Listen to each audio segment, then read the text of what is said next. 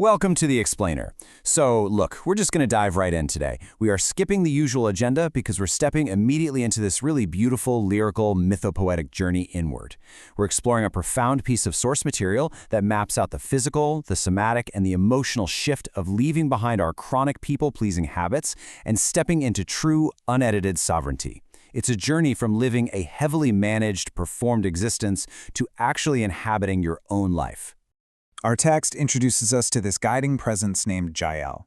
She's the voice of ancient knowing within our protagonist, Ariella. And Jael's voice, it isn't loud or demanding. It carries a really gentle, steady, wise tone. It kind of evokes the weight and warmth of, the hidden rooms in an old-century home. She offers mercy, but with structure. And she introduces Ariella to a mirror that doesn't flatter. It doesn't show the polished mask we usually present to the world. It shows the truth underneath it all. So before we go any further, I want you to just take a deep breath. Seriously, pause for a second. Drop into the physical reality of your own body right now. What if the person you're trying to become, the future self you keep trying to build or manage or outsmart time to reach, what if they are already waiting for you to just stop performing? Chapter 1. The Present Sanctuary. Now, what's really interesting about this slide is the contrast here.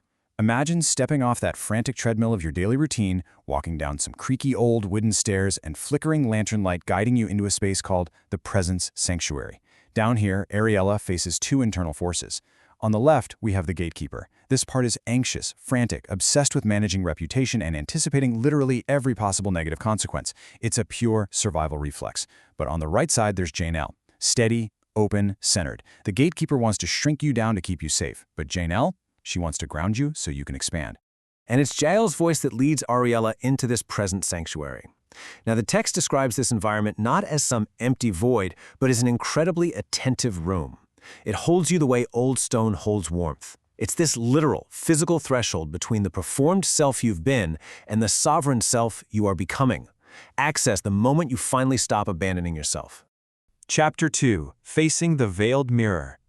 In the center of the sanctuary stands a tall, dark wood frame covered in pale fabric. As Ariella bravely approaches it, leaving her old pleasing habits behind, a profound physical shift happens. A shadow spirit of survival just uncoils from her ribs.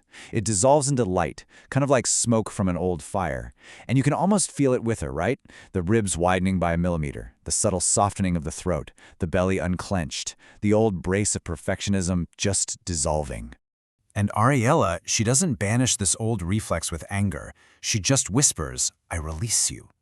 There is so much dignity in thanking our old survival mechanisms. They protected us when we were too young to know another way. But now she's able to let it go, watching it drift away into the sanctuary's golden dusk. Chapter 3. Meeting the Future Self. Let's move to the next part and see how this builds. The pale fabric falls away, and the glass deepens into this luminous dusk, like the sky right before the stars appear. The air tightens, the mirror brightened, and a figure steps forward from within the light. At first, Ariella thinks it's her reflection returning, but it's not. It's her future self, her unperformed self, with a spine holding absolute quiet authority.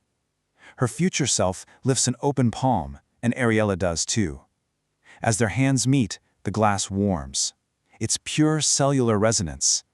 A pulse of energy moves through her, like a steady heartbeat, syncing with another heartbeat across time. In the glass, images start to flicker. Ariella speaking without shrinking, choosing without apologizing. Her future self steps closer until their foreheads nearly touch through that silver surface. The woman in the mirror gives this small, knowing smile, no pressure, no expectation, just an invitation. Ariella feels tears gather, not from sadness, but from the absolute shock of seeing who she becomes when she finally stops negotiating her worth, and her future self whispers, "You are already becoming me." Chapter 4. The Open Circle. As the future self begins to dissolve back into the golden light, the mirror offers one final gift, a manifestation of light that expands into a slow turning spiral of gold. This is the open circle. It drifts forward, weightless and warm, and sinks directly into Ariella's sternum, right where that old people-pleasing reflex used to live. It bypasses her analytical, planning mind entirely, offering this deep internal grounding. So the crucial point is what this symbol actually means for her daily life. It means you are whole even when open. You are sovereign even when connected.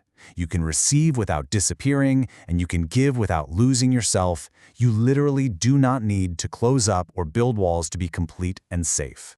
Chapter 5. Navigating the Aftershocks. Now, we have to acknowledge that true transformation isn't just some peaceful intellectual realization. Deep internal shifts almost always come with physical aftershocks. Ariella's body begins to process the release. Her hands tremble. Heat rushes up her spine. A tender ache blooms in her ribs, a newly opened space replacing that old brace of pleasing. And I want to reassure you, these physical tremors are completely normal. They are not a sign of weakness or regression. They're actually the profound physical proof of somatic integration. It's your body discovering it has all this new, wide-open space. In response to these tremors, Ariella presses a palm to her chest and makes a really compassionate inner vow. I'm here. I'm not leaving. She steps into the role of the big me, holding those small, fearful parts safely in her back body. She doesn't banish the fear. She just stops letting it steer the ship. Chapter 6. Truth in the Real World. And this brilliantly illustrates how we actually use this, because the true test of the sanctuary isn't what happens in our own minds, but what happens when we step into physical reality. There are 3 steps to taking this inner coherence out into the world. Step 1, holding your center. You don't shrink to match the room. Step 2, speaking your truth without bracing for a negative reaction. And step 3, you simply stand there and allow the relational field between you and the other person to completely reorganize itself. Ariella puts this into practice. She approaches someone she used to shrink around, someone whose comfort she used to prioritize over her own truth. She looks right at them and says, "I'm here, and I'm not performing anymore." That's it. She lets the words just hang in the air. She doesn't rush in to soothe the other person. She doesn't apologize. There is such quiet power in just speaking an unedited truth and letting it do its work. Just look at the chronological impact of that authenticity over time. At minute 1, the truth is spoken from her center, and sure, it causes a bit of a shockwave. By hour 1, the other person is sitting with it, processing this new, unperformed reality. But check out day 1. Because Ariella held her ground, the other person is inspired to drop their performance too.